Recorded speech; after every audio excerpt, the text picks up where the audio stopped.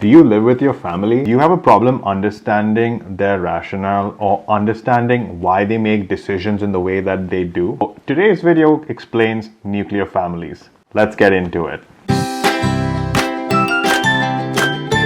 Hey guys, and welcome to my channel. If you're new here, consider subscribing and hit the bell notification so that you can get access to all of my latest content.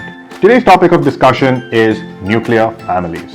A lot of people either love or dread spending time with their families, and it largely has to do with their expectations or boundaries within that family. The purpose of making this video is so that you can apply the principles that you've learned to your individual family setup. Let's get into it.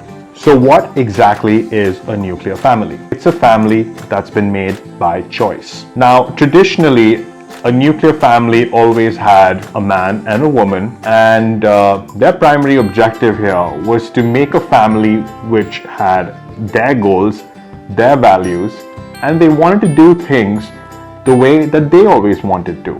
The primary objective here was to make a family which was of their very own and without any of the baggage from their families or external social groups. Nuclear families exist today primarily as an independent unit. The first type of independence that people like this have is financial independence. With financial independence comes freedom from adhering to tribal or communal values that a nuclear family doesn't really identify with. We're going to talk about 4 factors that drive the success of any family unit. Because guess what?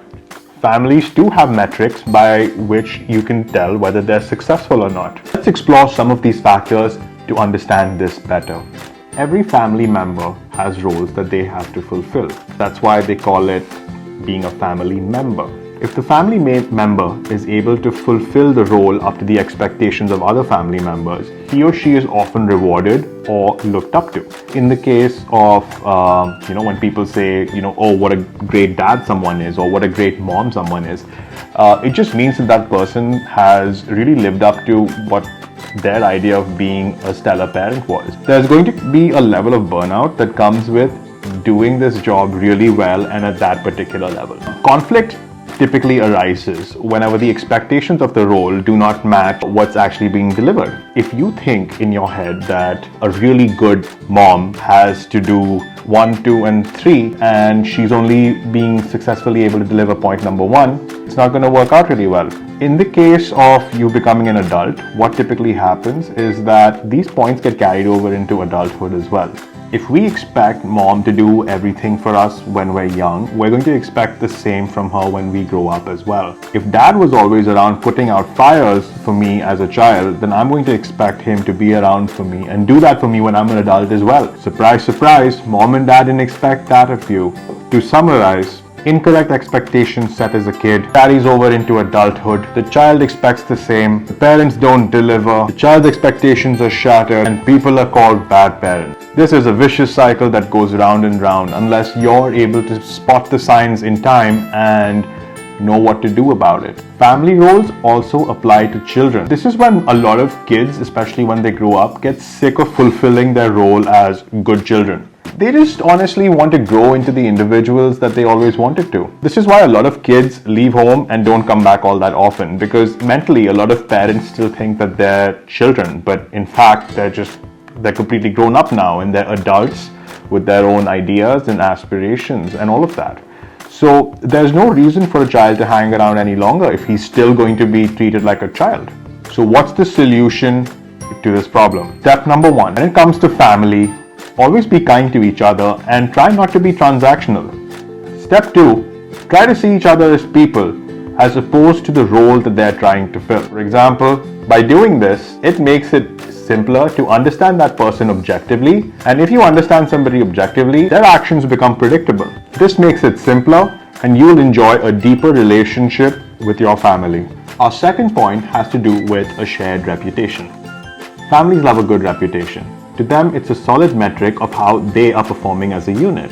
Simply put, if other families try and be like you, then clearly you're doing something right. Some cultures tend to take family reputation to the next level, and it can get a little crazy when it comes to competing with each other. So let me paint you a picture to explain this. Family A is really well-to-do, and they are the talk of the town that they live in. They have everything going for them, and they become the most talked about family in their area whenever it's time for the holidays. Things such as, they're so generous, what a beautiful home, they always give everyone such wonderful gifts. Things like this are often thrown around. A sort of reputation starts to develop about this family. Let's fast forward about 10 years. Oldest son in the family takes a call on the behalf of the family and says, hey, you know what? All of these expensive gifts and lavish living, they're just things we don't really need. I mean, after all, why spend so much money on people who don't really give back? And what's the point of all of that?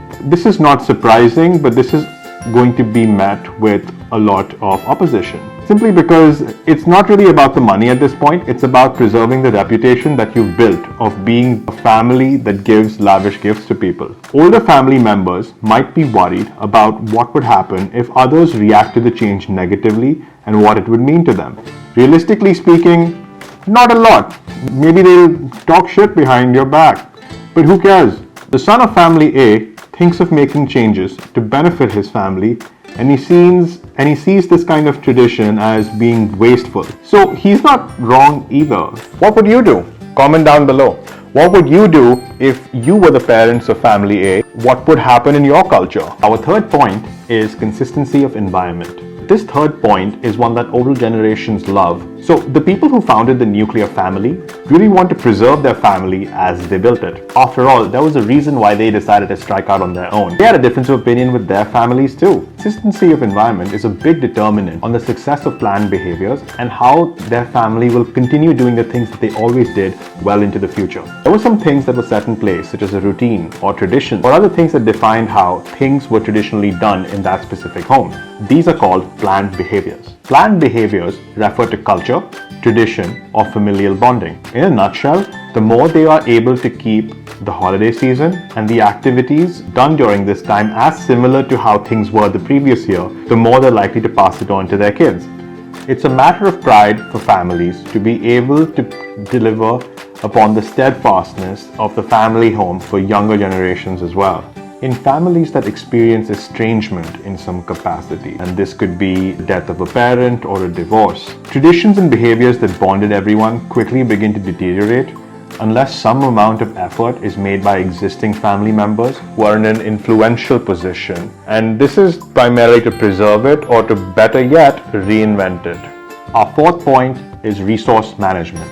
So most families have some kind of resources that are meant for the common good of the family. Typically, what this means is money and assets. Usually, a lot of family wealth is passed down in the form of jewelry, bonds, cash, stocks, or whatever else of value you can think about. It's important that whatever wealth is passed down in terms of direct or indirect benefit is used for the good of the family and not needlessly squandered.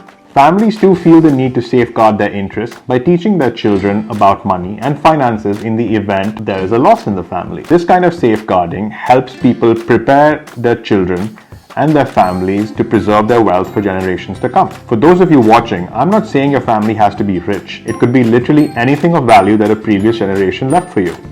Resource management is a key skill that is developed in nuclear families so that when it's time for younger kids to go out there and set up their own homes, they'll apply what they learned at their home, set up their own families, so that they can do a much better job of doing it than their parents. That sums up today's video on nuclear families. So do you prefer living in a nuclear setup or do you enjoy living with your extended family? Let me know in the comments below. Subscribe!